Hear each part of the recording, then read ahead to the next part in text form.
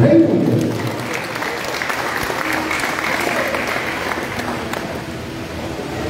Good morning po sa inyo. Good morning po sa mga mayor, vice, ating congressman, at sa ating mga masisipag na kusyan ng bayan.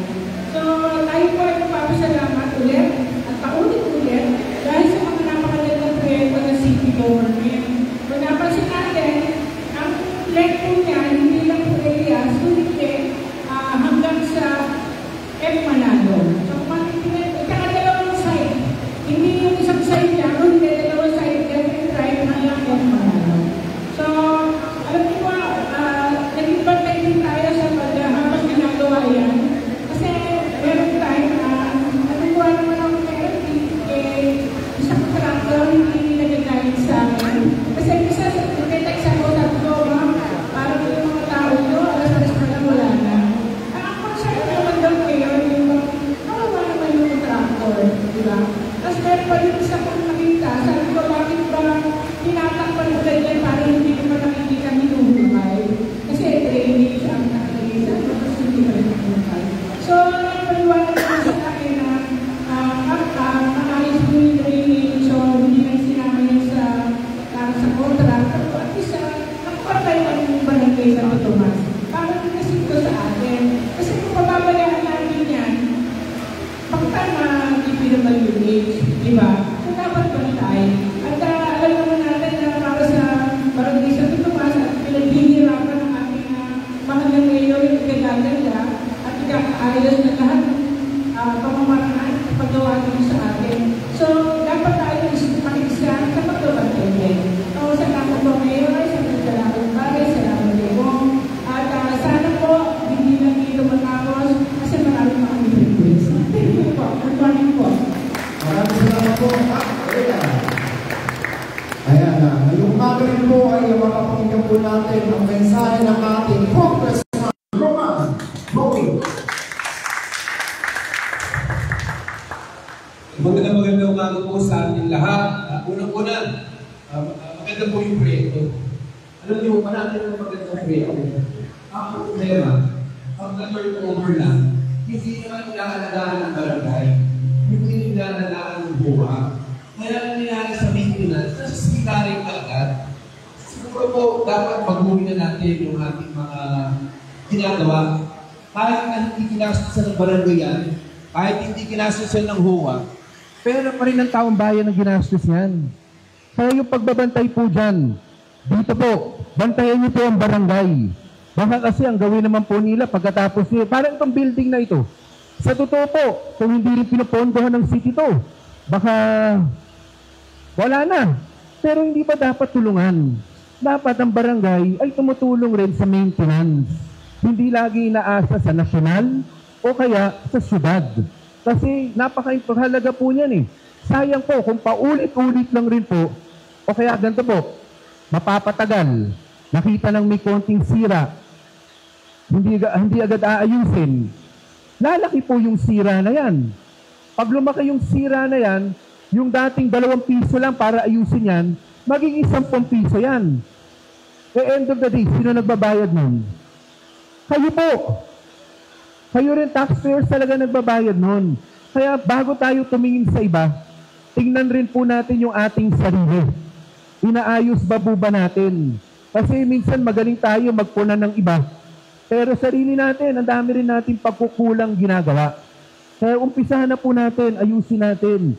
Kasi ganun lang po talaga, maayos po natin ang ating sistema. Pangalawa po, nakikita natin, ang ganda po ng sidewalk. Sa totoo, galing po kami sa ibang lugar pa. Nakikita ko po sa ibang lugar, yung mga tao, naglalakad sa kalsada kahit may sidewalk eh.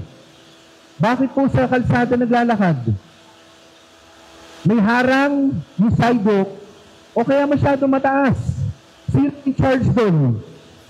Siguro dapat ang barangay sinisigurado niya na wala rin hadlang doon sa yung sa dinadaanan ng ating mga individual. Kasi po ngayon maganda. Eh baka after 1 week, bigla na lang naharangan na. Eh di ba balik rin po, maglalakad rin po yan doon sa kalsada. Sayang rin po yung sidewalk. Yun lang naman po, no? sayang po kasi, katulad ito, napakahaba po, ang ganda eh. Pero sana hindi lang 1 week to. Sana, alam ko matagal lang natapos, pero siyempre nababantayan pa yan dahil mag-inaugurate, may blessing pa. Pero ngayon na blessing na, baka mamaya pagkatapos dito, bigla na lang after month, lalo na magpapasko na. Baka mamaya, kung ano-ano na nakaharang doon, hindi rin magagamit ng taong bayan. Sana po siguraduhin natin. Kaya bago po muna ng iba, tingnan muna ang sarili. Kasi marami rin mapupuna sa sarili. Again po, congratulations to the city. Sana po pangalagaan natin. Mabuhay po ang lungsod ng Quezon. Maraming salamat po, Congressman Roman Romulo. At siyempre, mapapakinggan niyo rin po natin ang mensahe ng ating Vice Mayor, Dodot Jaworski. Magandang umaga po kay Mayor Vico, of course, kay Congressman Roman, sa ating mga konsyal na nandito ngayon, Councilor Simon, Councilor Eric, Councilor Coach Paul, siyempre sa ating mahal na barangay captain, Cap A. Lati Raimundo, sa ating mga kagawad, and of course, lahat po ng ating mamamayan dito sa Santo Tomas. Congratulations sa inyong bagong sidewalk and drainage system. Alam nyo, part po ng program ng city ito, no? Yung upgrading po ng ating mga sidewalk, no? At saka drainage. Kung hindi po nyo nalalaman, marami po kasi nag-complain, ibang mga sidewalk natin talagang medyo may kataasan, di ba? Yung iba, baku-baku na. Kaya po minamabuti ni Mayor Vico na talagang maibaba, maging PWD friendly ang ating mga sidewalks at maging walkable po yung ating lungsod. Yun po yung bottom line. Kasi alam naman natin, isa sa pinakamalaking problema natin dito ay traffic. Pero kung kaya po lakarin at maganda po yung lalakaran natin, mas hindi lang po mababawasan ang traffic, pero mas maganda pa sa kalusugan ng ating mamamayan. Kaya ito yung programa na talagang isa sa mga priorities natin. And of course, yung sa drainage naman po natin, para alam nyo rin, siguro Mayor, matatapos na yung ating drainage master plan, no? Itong end of November yata or by December. Ano po yung drainage master plan natin? Ito po yung kabuuang plano ng buong city para po sa ating mga drainage, magtugma-tugma na yung ating mga kanal at yung mga sizes po ng ating drainage system. Pag natapos po ito, doon po yung magiging parang pinaka-plano natin na susundin para maayos na talaga natin yung ating mga drainage dito po sa ating lungsod. But anyway, itong mga programa natin nga ito, uulitin po namin, katulad na sinabi ni Kong, ito po ay pera ng mamamayan, hindi po pera namin ito. Makikiusap lang kami ulit sa ating mga kababayan, pangalagaan po natin talaga. Sa ating mga kabataan, ako paulit-ulit po tayo para ako sirang plaka. Manood po kayo ng bata pag bumili ng candy sa sari-sari store. Pag kumuha ng candy o kumuha ng chichirya, saan tinatapon yung basura? Diretso sa sahig. So bilang mga magulang, bilang mga mamamayan na umaasa na mapapanganda natin ang ating komunidad, may responsibilidad po tayo na turuan natin yung ating mga anak na mali po yun. Mali yun at kailangan bata pa lang mailagay na sila sa isip nila na meron silang dapat na ambag. At yung ambag na yan ay maging isang mabuting pasigenyo. At dahil pag tayo ay nagtapon ng basura at nagbara, tayo din po ang binabaha. Diba? Kaya sana yun lang pakiusap ko sa atin, pangalagaan po natin to, panatilihin natin kalinisan, at babatiin ko lang ating barangay. Nakita ko, ang ganda naman ng gymnasium nyo dyan sa taas ng ating gym. Mula daw, Mayor, mula daw sa FA ng city yan. So, sana magamit ng mga taga-barangay Santo Tomas ang inyong bagong gym para maging mas maayos ang ating kalusugan. Anyway, congratulations po sa ating lahat. Magandang umaga at God bless po. Maraming salamat po, Vice Mayor Dodot Jaworski. At siyempre, wag na natin patagalin ang mensahe ng ating punong lungsod, Mayor Vico Soto. Upo lang po kayo. Magandang umaga, Barangay Santo Tomas. Kamusta po tayong lahat? Oo, maraming salamat po sa inyo at minabuti na po natin na dito na tayo sa loob. Magkaroon ng konting ceremony, kasi baka biglang umulan. Gaya nga nasabi ni Kong Roman kanina, baka para hindi rin tayo makaharang sa daan. Mas mabuti na rin po na dito tayo, saktong-sakto ang ating venue. sa ating Congressman Roman, Vice Mayor Dodot, sa mga konsyal, and then si the late konsyal Volta, the early konsyal Simon Tantoco, siyempre ang ating chairman Eric Gonzalez, at ang inyong kabarangay na si Coach Paul Sinogat, at the latest konsyal Pico Rustia. Sa mga kagawad, sa panguna ni sa mga barangay officials and staff, sa panguna ni Cap Eya, maraming salamat sa pag-welcome sa amin sa inyong barangay at dito sa ating multipurpose. Tuwang-tuwa po ako, hindi lang dahil sa bago nating sidewalk at drainage, kundi pati sa bago nating gym. Congratulations! Opo, nakikita natin, nagagamit talaga ng tama ang ating pondo, pati yung financial aid to the barangay. Alam naman po natin, di ba, kada taon, ang ating city government, para mapabilis ang mga serbisyo, yung mga maliliit, hindi na i-request sa city government o pamahalaang lungsod, ay ang ginagawa na po natin, sa totoo, mula 2019-2020, nagbibigay tayo ng financial aid. Ngayon, depende sa barangay, titingnan niya ano yung priority, 4 to 6 million, depende sa laki ng barangay. Ang barangay Santo Tomas, kasama sa kategorya ng small barangay. So, 3 million po ito. Pag na-liquidate ng maayos, may additional 1 million. At sa nakikita ko po, may ibang barangay na siguro nagagamit din naman, pero hindi sila ganun ka, ibig sabihin, hindi alam ng ibang tao kung saan nagagamit yung pondo. Pero tayo sa Barangay Santo Tomas, sa panguna ni Cap Eya, masasabi natin na alam natin kung saan ginagamit ang pondo natin. At isa na po yung gym. Kaya thank you sa ating barangay officials.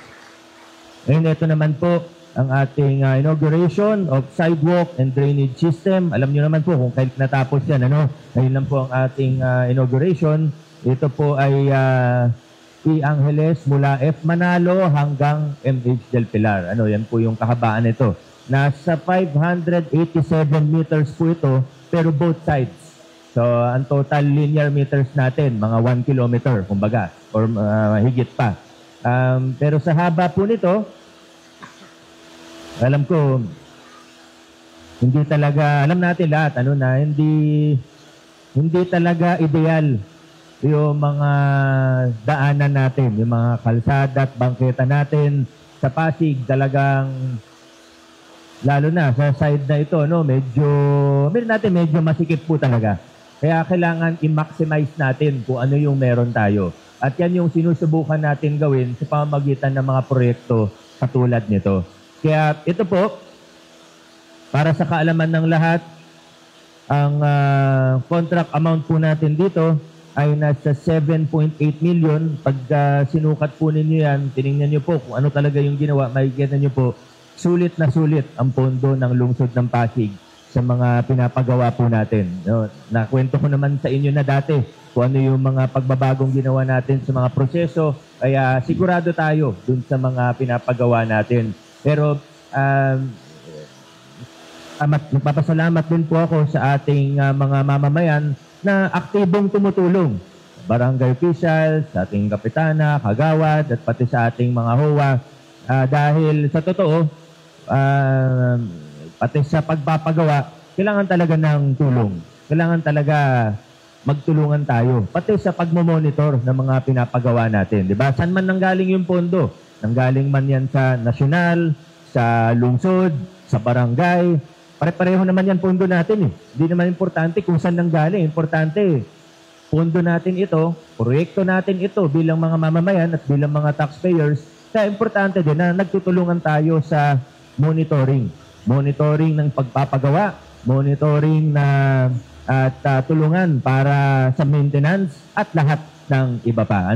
At ako po'y nagtitiwala at umaasa na sa Barangay Santo Tomas, ganun po ang gagawin natin. Gaya nung ginawa ninyo sa construction, na hanggang pagkatapos ng construction, ganun pa rin, magtutulungan pa rin po tayo. Nagiging malaking bahagi yung sa construction, balikan ko po yung sa construction, ng pagpapagawa. Malaking bahagi po talaga, malaking bagay na kung ang barangay ay aktibo.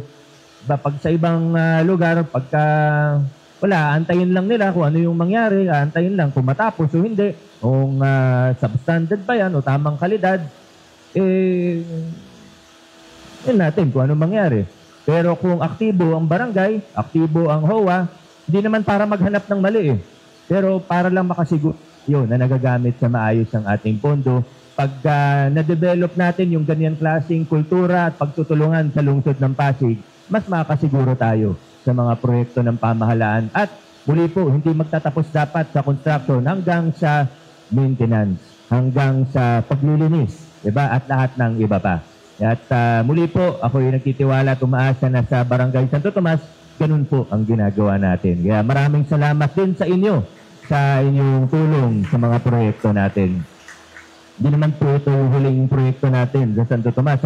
Alam ko marami pang ibang request ng ating barangay. May mga ibang lugar, medyo nahihirapan tayo dahil alam nyo naman po, medyo mahigpit ng pinatutupad ng OWA yung batas na pag hindi pag-aari ng gobyerno yung lupa ay hindi pwede mag-proyekto sa ating request ng mga drainage natin.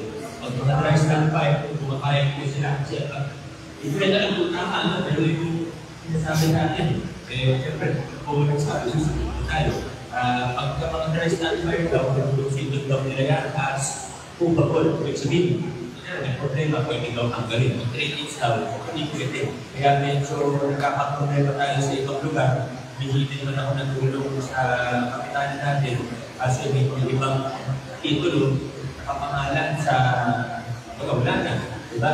Kaya medyo nahihirapan po tayo. Pero hindi naman natin pinababayaan, hindi natin pinakalimutan. Kaya sa tulong ng land management office natin, sigurado magagawa po natin yan ang solusyon. Kaya muli po, hindi ko masyado makakaalam dahil next pa tayo, baka maabulan na tayo ng ulan. Maraming salamat, Barangay Santo Tomas. Congratulations at God bless sa akin. Maraming salamat po. Mayor Vico Soto. Sa pagkakamakulong ito ay inaanihan po natin ang Pasig officials at barangay officials na pagkakayari sa site para po sa tulong natin sa memory. Nasusundan po yung blessings sa mga mga area.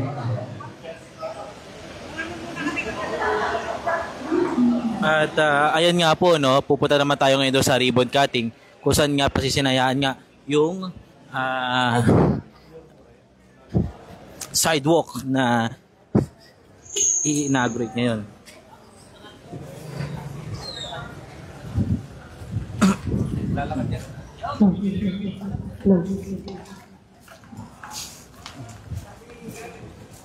Malino nga na sinabi nga ni Mayor Vico Soto na aabot nga ng 1 kilometro yung sidewalk na ginawa at kasama to na drainage system. Dito yan sa Barangay Santo Tomas, sa kabaan ng E. Angeles Street. Extend to hanggang MH Del Pilar.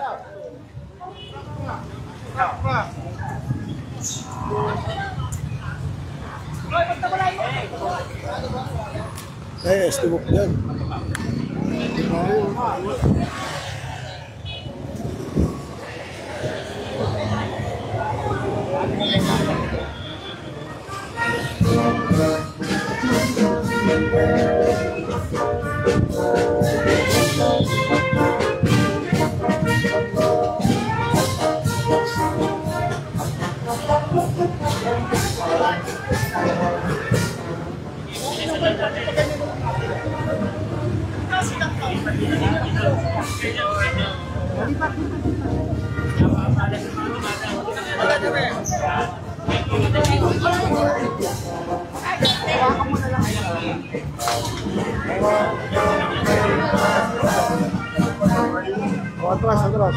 Atrás tayo, atrás.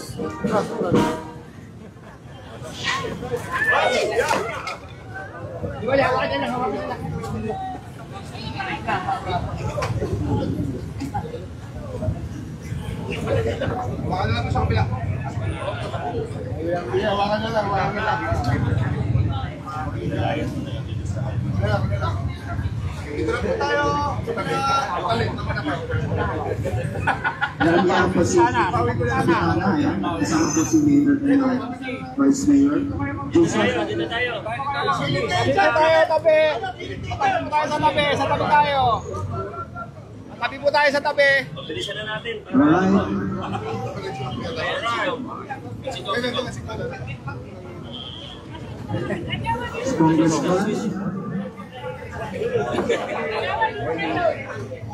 Ayan, makikita nyo nga ang ribbon cutting naman.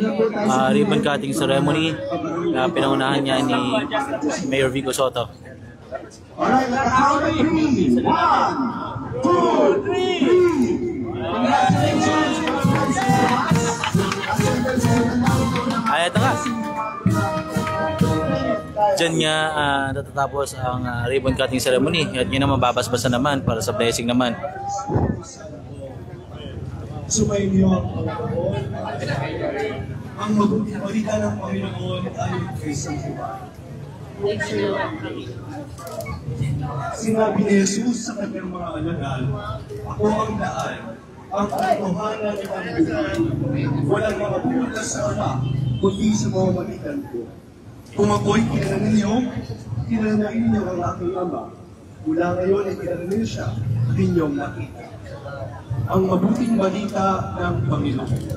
Pinugoy balita namin ng Panginoon sa Kristo. Manalangin tayo. Ama naming makapangyarihan, ikaw ay kapiling namin lahat upang itaguyod ang nagtitiwala sa iyong piling. Sa iyong pagpapala, paunahan mo ang mga naraan dito at samahan mo sa paglalakbay upang sa iyong tulong makamtan nila ang kanang ilas at maluwalhating marating sa paroroonan. Sa pamamagitan ni Kristo kasama ng Espiritu Santo, magpasuwalang hanggan. Amen. Ang banal na tulong ito magpadaala sa ating Panginoon Kristo sa amen ko ng Diyos. Ngayon po ay ating ibiskan ng banal na tubig ang sa iyo.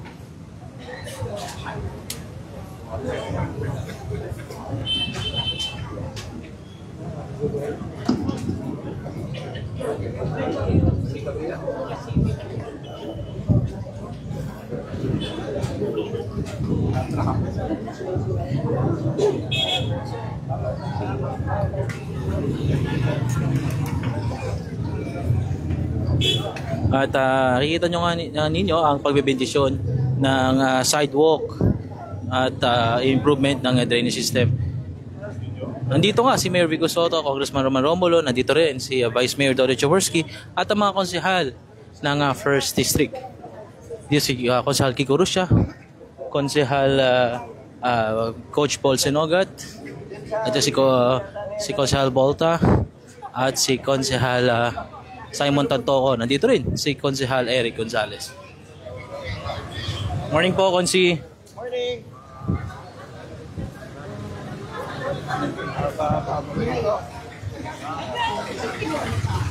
Ito nga po si Konsehal Bolta de los Santos. Morning, Konsi. Morning. Ayos pala to. May award kami. May award? Ano bang award? Congratulations sa award nyo. Ano ba yun? Best deal na? Best local Saan niya? Anong award yan? sa national eh. Uy, congratulations sa iNews. Tuloy lang.